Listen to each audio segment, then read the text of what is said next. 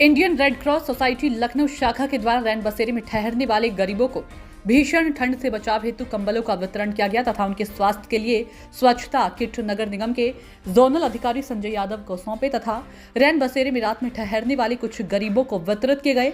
स्वच्छता किट में toothpaste, toothbrush, तेल, साबुन, शेविंग किट तथा महिलाओं के लिए सैनिटरी नैपकिन आदि शामिल हैं। Indian red cross society Lucknow शाखा के चेयरमैन ओम प्रकाश पाठक ने बताया कि उत्तर प्रदेश में इस समय भीषण शीतलहर चल रही है, जिसके बचाव हेतु डालीगंज क्षेत्र के गरीबों को कंबल व स्वच्छता किट वितरित की गई।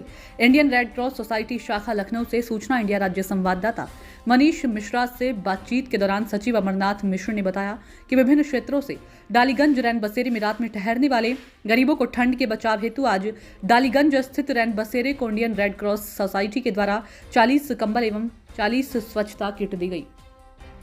इंडियन रेड क्रॉस सोसाइटी अपने कामों के लिए हमेशा से जानी जाती है।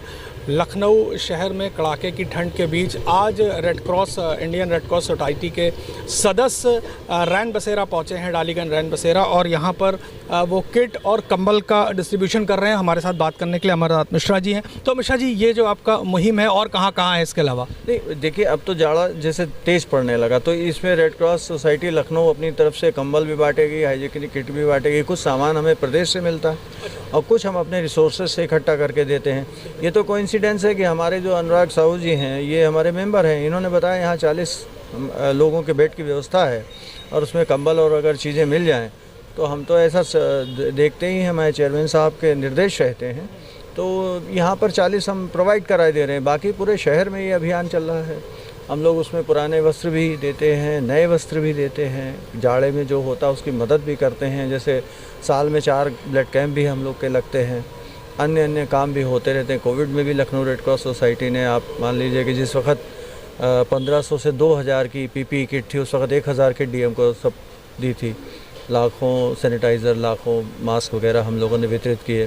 तो ये तो हमारा काम अनावरत चलता है। और जैसे अभी हम लोग जो सेवा कर रहे हैं वो ऑक्सीजन कंसनट्रेटर की है कि जैसे मरीज़ हैं तो हॉस्पिटल में हैं, हॉस्पिटल से डिस्चार्ज हो गया लेकिन उसको सैचुरेशन की प्रॉब्लम है, तो डॉक्टर उसको बता देते हैं ऑक्सीजन कंसनट्रेटर घर में लगाओ। तो रेड क्रॉस सोसाइटी लखनऊ उसको फ्री ऑफ कॉस्ट कंसनट्रेटर देती है 12 दिन के लिए। उसके बाद फिर उसकी डिमांड पे फिर 12 दिन बढ़ाते हैं।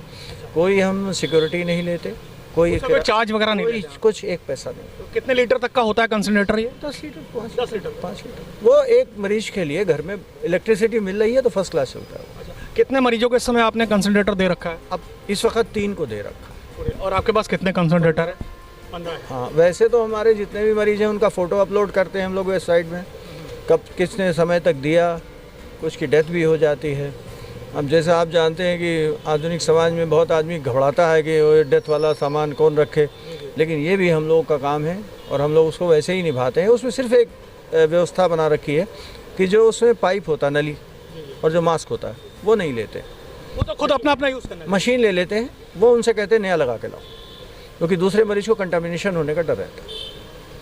तो ये थे Amarnath Mishra ji Indian red cross society से, जिन्होंने बताया कि हम लोग इस सामान के अलावा भी कंसनट्रेटर, जिन सांस के रोगियों को ज़रूरत पड़ती है वो कंसनट्रेटर भी प्रोवाइड करते हैं। और अगर किसी भी ऐसे व्यक्ति को कंसनट्रेटर की लखनऊ में ज़रूरत है तो इंडियन रेड क्रॉस सोसाइटी से संपर्क कर सकता है।